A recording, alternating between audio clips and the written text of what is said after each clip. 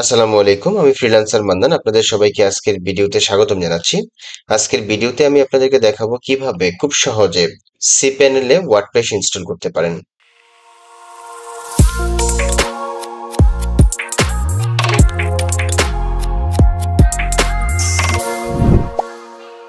cPanel এ WordPress install করার জন্য আমরা এই মুহূর্তে লগ ইন করে আছি cPanel এ।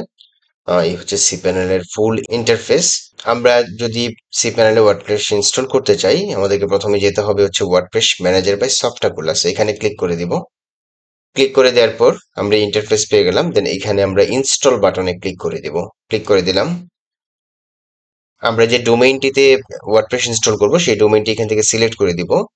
এই হচ্ছে ডোমেইন। আমি সিলেক্ট করে দিলাম। দেন এখান থেকে অবশ্যই HTTPS সিলেক্ট করে দিব।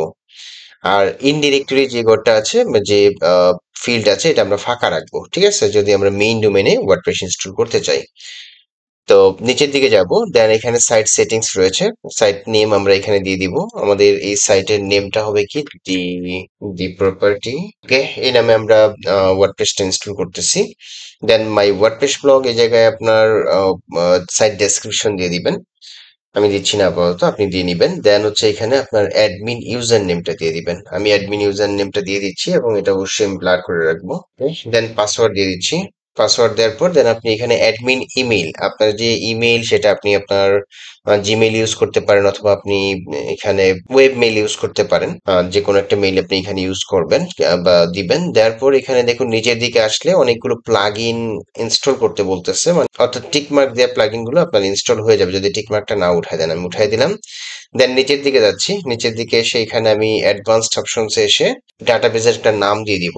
ডাটাবেজ নেম দিয়ে দিচ্ছি ধরেন প্রপার্টি। আমি ডাটাবেস নেমটা দিলাম এই জন্য যাতে ডোমেনের সাথে ম্যাচ করে এবং এটা আমরা খুব সহজে ইন ফিউচারে কোনো কাজে খুঁজে পাই। ঠিক আছে, এই জন্য এখানে ডাটাবেসের নেমটা দিয়ে দিলাম।